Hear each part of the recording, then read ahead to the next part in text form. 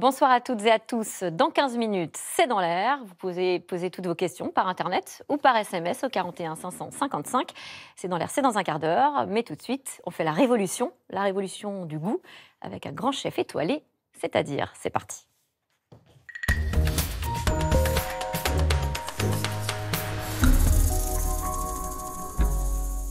Bonsoir Olivier Rollingy. Bonsoir. Vous êtes grand chef, je le disais, 3 étoiles au Michelin, des étoiles que vous avez rendues d'ailleurs. Grand magicien des épices qui compose tous vos plats. On vous connaît aussi pour vos coups de gueule contre l'industrie agroalimentaire. Et justement, le combat continue dans ce livre manifeste où vous appelez à renverser la table en faisant une révolution délicieuse. C'est le titre de ce livre aux éditions Fayard. Alors, si on veut faire la révolution avec vous, Olivier Rollingy, comment est-ce qu'on s'y prend ? Eh bien, d'abord, on prend une fourchette. Que vous avez avec vous. Voire une casserole à la maison, et on se réapproprie sa liberté et sa souveraineté alimentaire. L'idée, par rapport à l'urgence sociale, économique, sanitaire et environnementale, chaque citoyen doit reprendre ce bon sens de se nourrir, le bon sens de se nourrir, c'est-à-dire prolonger sa vie au mieux. Et évidemment, pour bien se nourrir, il faut retrouver un bon sens lorsque l'on produit cette alimentation. Et manifestement, l'agriculture est tombée dans une impasse effrayante avec pour conséquence 30% des terres arables qui sont aujourd'hui asphyxiées. Les eaux de surface comme les eaux souterraines sont totalement polluées. Les rivages, je ne parlerai pas de nos algues vertes en Bretagne. Et plus grave, la biodiversité animale, mais quand on parle de biodiversité, on pense déjà évidemment aux abeilles, mais on peut penser aussi à ce plus grand laboureur de la planète, qui est le ver de terre. Eh bien, ça, c'est ce qui concerne la nature elle-même. On comprend dans ce que vous dites que l'alimentation est au carrefour, du coup, de tous ces enjeux. Oui, carrefour des enjeux de sociaux, société, économiques, culturels, sanitaires. Et pourtant, la gastronomie, c'est quand même ce que représente la France. On nous l'envie partout. Est-ce que vraiment, on doit changer notre façon de manger ? Justement, parce que alors là, on touche la dimension culturelle. Lorsque l'on va à l'étranger, les uns les autres, on est fiers, on dit « je suis français ». Alors là, on n'est plus de gauche, on n'est plus de droite, on n'est plus macroniste, on est français, et parce qu'on a la plus belle table, les plus beaux produits, les plus jolis vins et les plus jolies femmes. Bon. Et les grands chefs. Et les grands chefs, les cuisiniers. Mais c'est pas tout à fait vrai. On a perdu.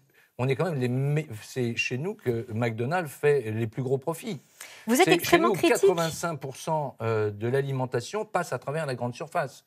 C'est nous qui sommes on bataille un petit peu avec les Espagnols quant au tonnage de pesticides que l'on met sur nos terres. Ça, c'est la réalité. 85%, vous dites, de l'alimentation en France est acheté dans les grandes surfaces. Alors, vous êtes extrêmement critique avec l'industrie agroalimentaire. C'est un constat. Alors, le constat, je vais vous citer quand même. Oui. Nous sommes entre les crocs d'une meute de 40 loups qui sélectionnent ce que nous allons manger. Exactement. C'est eux qui font la loi. Oui, parce qu'on a l'impression que lorsqu'on rentre dans une grande surface, qu'on a beaucoup de choix. C'est vrai. C'est pas vrai. Il y a quelques marques qui détiennent et finalement qui fait le choix de ce que nous devons manger. Alors évidemment, ce qu'ils achètent, eh bien, c'est au moins cher. Au détriment justement de la qualité et qui asphyxie le monde agricole. Le monde agricole est la variable d'ajustement c'est la variable d'ajustement. Par contre, la constante des profits, ce sont les dirigeants de l'agrobusiness, les dirigeants des banques et les dirigeants des grandes surfaces. Et eux, les pauvres, sont là, et s'il y a le drame aujourd'hui que l'on connaît dans tout le monde agricole, avec quand même ces 300 suicides par an, avec ce revenu qui est absolument scandaleux, et avec en même temps une appropriation des graines, puisqu'on a perdu 75% des semences en France, mais pour venir au consommateur qui devrait être un mangeur, c'est beaucoup plus grave parce qu'il est persuadé qu'il y a en fait... Qu'on a plein de variétés, il y a qu'on plein peut de manger versions, ce qu'on et veut. il y a environ 50 personnes qui décident Ce qu'on mange.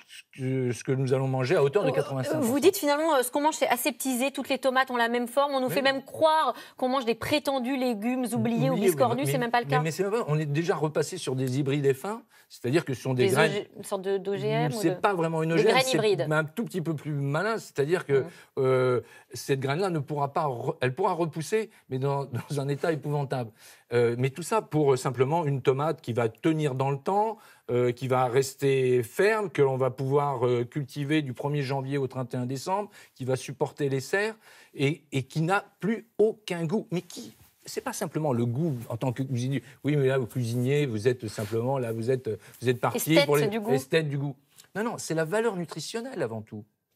Et la valeur nutritionnelle, lorsqu'on nourrit en particulier nos enfants, il est scandaleux d'avoir vu s'effondrer cette valeur nutritionnelle. Olivier Rollinger, vous parlez du syndrome également des fraises Tagada, puisqu'on parle de goût et de valeur nutritionnelle. Et vous partez en guerre, combat contre le sucre. Voilà ce que vous dites, sa saveur est putassière, bête et facile.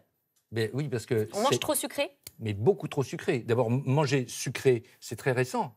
Est arrivé la canne à sucre, mais vous savez, il y a eu cette arrivée massive du sucre de betterave après les guerres napoléoniennes, enfin durant les guerres napoléoniennes. Et ensuite, il y a eu une espèce de stock énorme. Et c'est un premier lobbying d'État pour nous obliger à consommer du sucre. C'est-à-dire quand vous prenez des recettes de pâtisserie du début du 19e et du début et de la fin du 19e, les quantités de sucre ont doublé, voire triplé dans les recettes de pâtisserie. C'est pour ça qu'un 4 quarts, vous pouvez très bien mettre un 8e de sucre, vous verrez, c'est absolument délicieux un 4 quarts avec moitié moins de sucre. Alors l'industrie quand même a l'air de faire des efforts, je vous dis ça, est-ce que ce sont des signaux positifs, ce qu'on vient d'entendre, Intermarché qui nous dit je revois 1 millier de recettes des aliments de ma marque, je retire une centaine de perturbateurs, additifs, pesticides, etc., qu'on pouvait y trouver, ça va dans le bon sens ? Alors évidemment, lorsque l'on réussit à faire comprendre à ces mastodontes qui se sont appropriés l'alimentation de tous,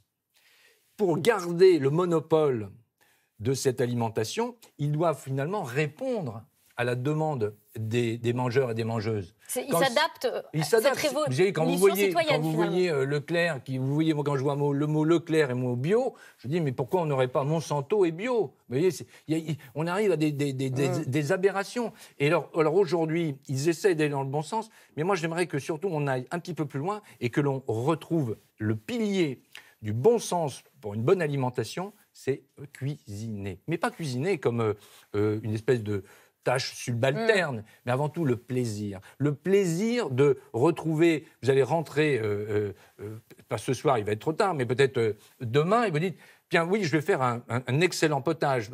Avec un excellent potage, avec quoi ? Mais encore, elles sont tellement belles, encore les tomates en fin d'été. Vous allez prendre juste une courgette qui est là, et vous allez faire un excellent potage. Mais c'est rien, vous allez retrouver le plaisir d'essence. Et ça ne coûte pas plus cher que d'aller en grande surface. Ça ne coûte pas plus cher. La manière de s'alimenter, c'est quand même de cuisiner. Alors on va me dire, ah oui, mais il faut du temps. Et puis il faut savoir cuisiner aussi. Est-ce que ça doit revenir peut-être dans l'éducation des enfants ? Ben voilà, on touche, parce qu'on a considéré comme étant un progrès que de pousser un caddie et de le remplir de plats tout préparés le samedi après-midi et de rentrer en disant, pour la semaine, je suis tranquille, on va pouvoir s'alimenter. Mais on s'est fait piéger. Mais c'est dramatique. Alors qu'il faut à nouveau se réapproprier cette cuisine et se donner le temps. Alors comment on fait pour éduquer la jeunesse ? Alors j'aimerais bien que l'on mette de côté simplement des personnes qui sont seules. Je pense en particulier à des jeunes mamans qui sont avec un enfant, voire 2 enfants, avec un revenu modeste et également un lieu de travail loin de leur hébergement. Ce sont les héroïnes de l'époque.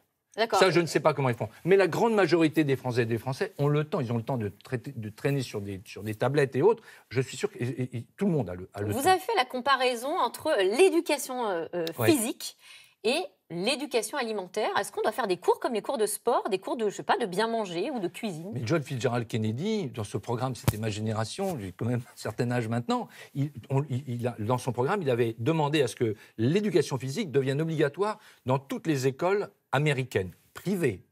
Pourquoi ? Parce qu'il avait déjà vu la pandémie